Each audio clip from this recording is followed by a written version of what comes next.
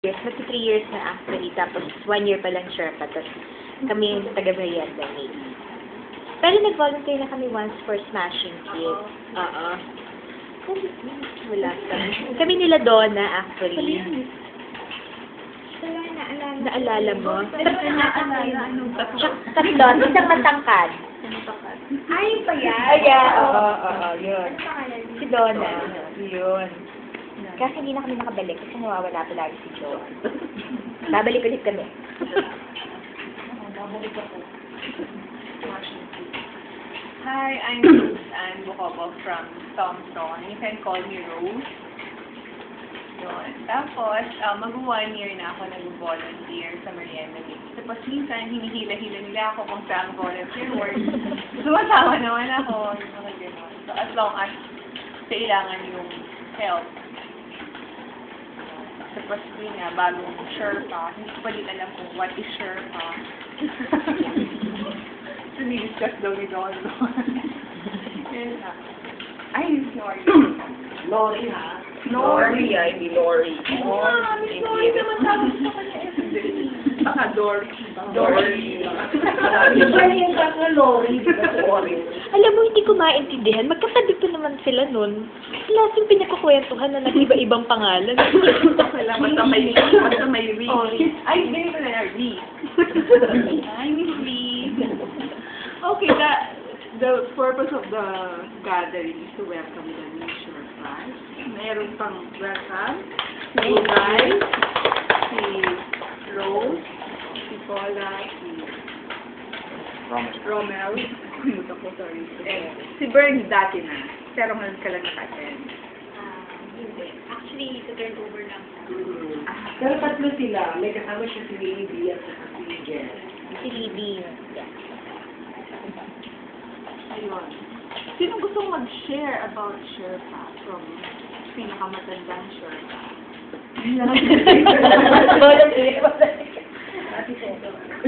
Sige nga, just give Okay.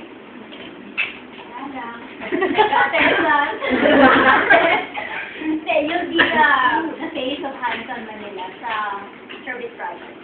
So you'll start with other volunteers na may or may not be regular volunteers, diba talagang bago pa. So you will introduce projects sa Hanson, saka for the volunteer project.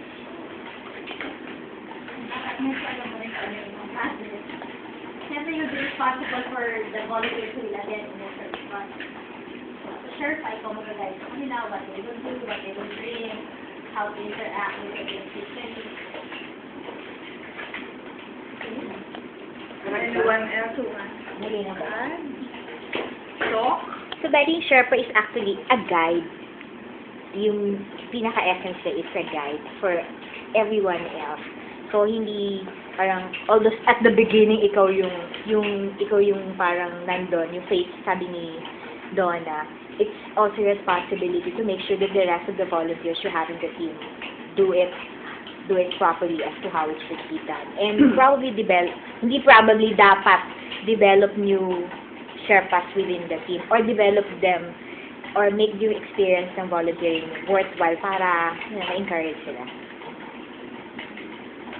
Siguro para idagdag doon, yung Sherpa, nakikita namin as another group of major stakeholder ng Hanson nila. Kasi yung stakeholders namin, yung mga volunteer mismo, hindi namin sinakategorize yung Sherpa as volunteer kasi mas nakikita namin yung Sherpa as strategic part ng Hanson Manila. Although hindi siya connected sa structure, pero nakikita namin na yung pag-implement ng program will not happen ng ganito kaganda without the Sherpa.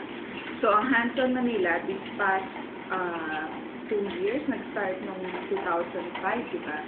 Sandy and Lisa implemented the first leadership program for Sherpa. Sayang, nung 3 weeks ago, nag-leadership workshop kami. Nakasama si Romel, si Paula. So, iniisip namin na dire-diretso yun.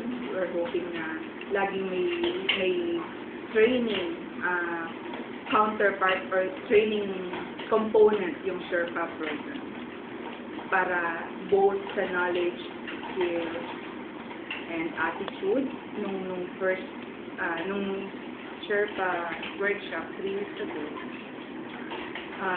In-address ko yung leadership, yung behavior, knowing ourselves.